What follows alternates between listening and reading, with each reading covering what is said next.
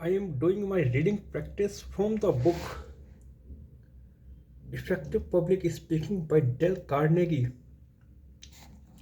Keep on putting down all the ideas which come to your mind, thinking hard all the while. You need not hurry this process. It is one of the most important mental transactions in which you will be privileged to engage. It is this method which causes the mind to grow in real productive power. You will find that the sermons you enjoy preaching the most and the ones which actually accomplish the most good in the lives of your people will be those sermons which you take most largely out of your own interiors.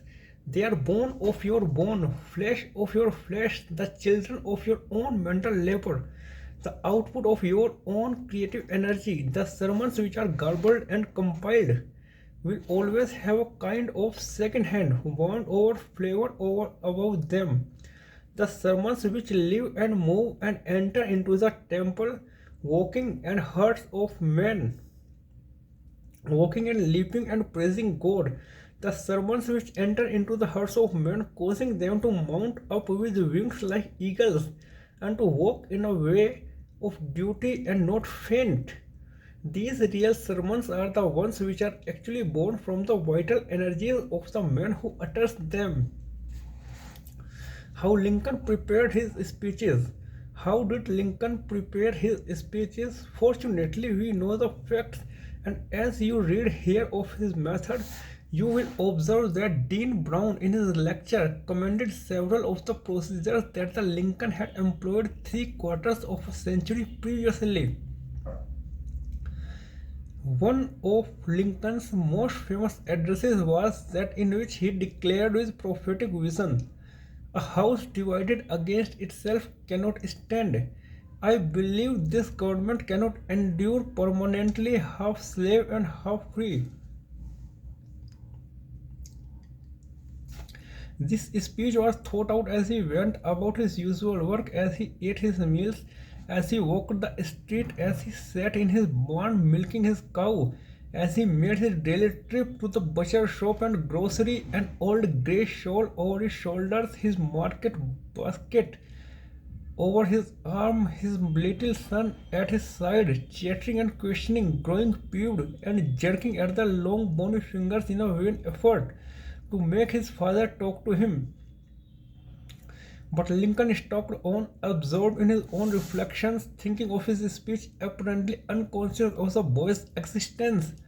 From time to time during his this brooding and hatching process, he jotted down notes, fragments, sentences here and there on stray envelopes, scraps of paper, bits torn from paper stacks, anything that was near. These he stored away in the top of his hat and carried them there until he was ready to sit down and arrange them in order, and to write and revise the whole thing and to shape it up for delivery and publication.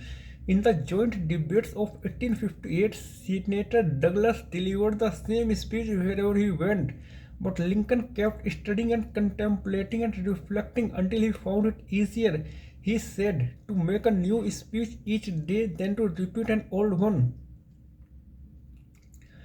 The subject was forever widening and enlarging in his mind. A short time before he moved into the White House, he took a copy of the Constitution and three speeches, and with only these for reference, he locked himself in a dingy, dusty back room over a store in Springfield.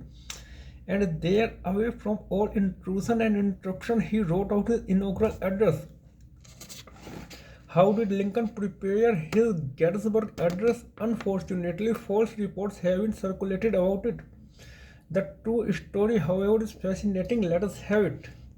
When the commission in charge of the Gettysburg Cemetery decided to arrange for a formal dedication, they invited Edward Everett to deliver the speech. He had been a Boston minister, president of Harvard, governor of Massachusetts, United States Senator, Minister to England, Secretary of State, and was generally considered to be America's most capable speaker.